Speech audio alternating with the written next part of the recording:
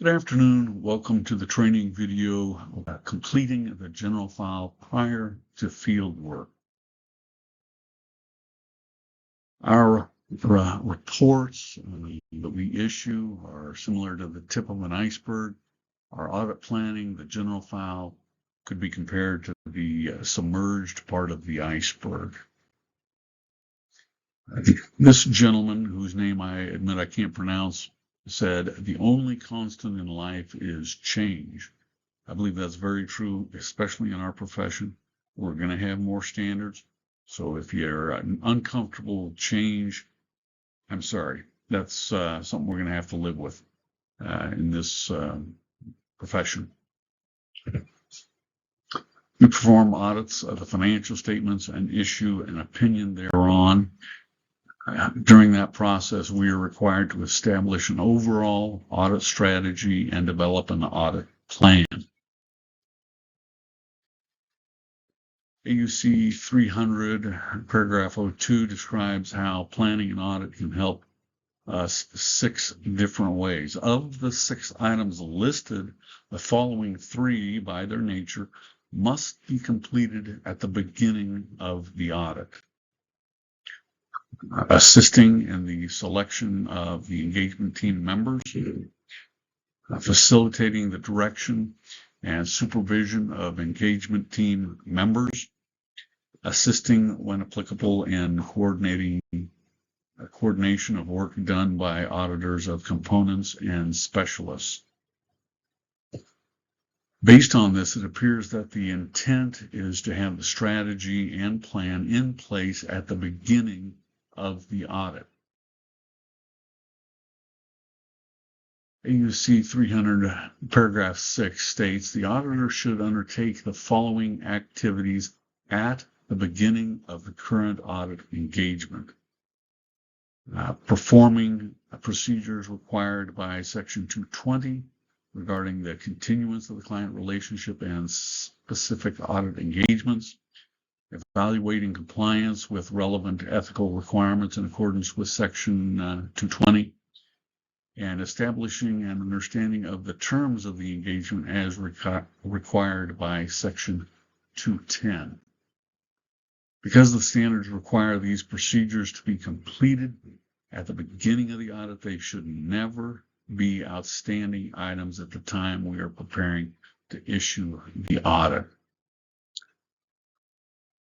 AUC 300, paragraph 7 states, the auditor should establish an overall audit strategy that sets the scope, timing, and direction of the audit and guides the development of the audit plan. Based on this, the audit strategy should be completed before the audit plan, at least the first version of the iterative process, or the audit strategy cannot be used to guide the audit plan. Planning is an iterative process based on the first round. Planning is an iterative process, but the first round should be documented when completed. Iteration means that it can be modified as further information is obtained. Audit documentation can't be modified unless it's already been documented.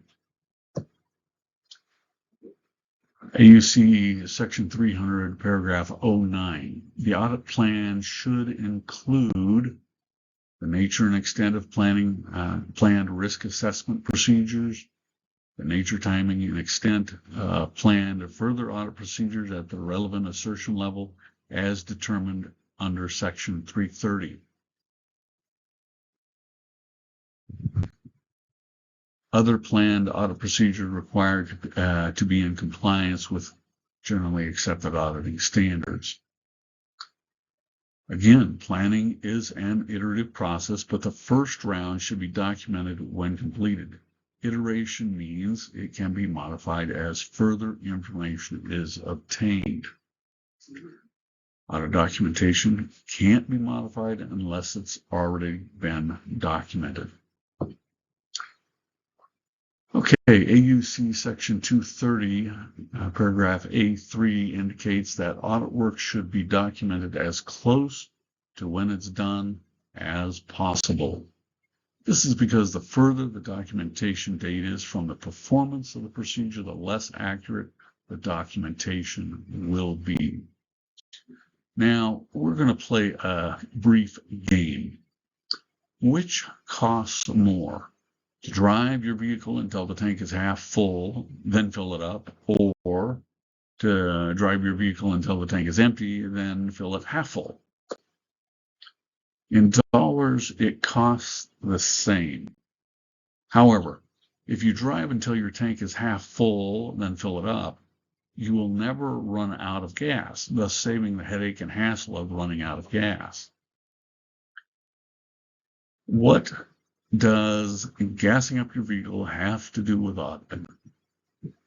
It is going to take the same amount of time to document the planning required by the standards, whether we do it at the beginning or during the 60 days allowed after the report has been issued.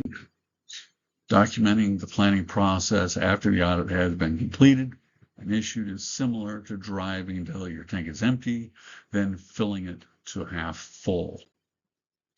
It may take the same amount of time and therefore cost the same. However, when you document the planning during the 60 days after the report has been issued, you run the risk of not actually getting it done. For example, once upon a time, there was this auditor who shall remain nameless to protect the guilty. He was auditing a contractor who built the steel part of large buildings like high-rises or football stadiums. He did the planning but didn't document it as he was short of staff and needed to get the audit done by the client's deadline of March 31st. His plan was to document the general file when he got the audit issued. He made the client's deadline, then landed in the hospital for a week or so. When he got out of the hospital, he had forgotten all about the general file that still needed to be completed. Also, he was now behind on other audits and had to scramble to get them done on time. 3 or 4 months later, he received a call from the client which required he look something up in the work papers. He answered their question, but realized that the general file was still not done, and it was well past the 60-day mark. Luckily, this was not a year that was going to be looked at as part of a peer review. So, again, it's a good policy.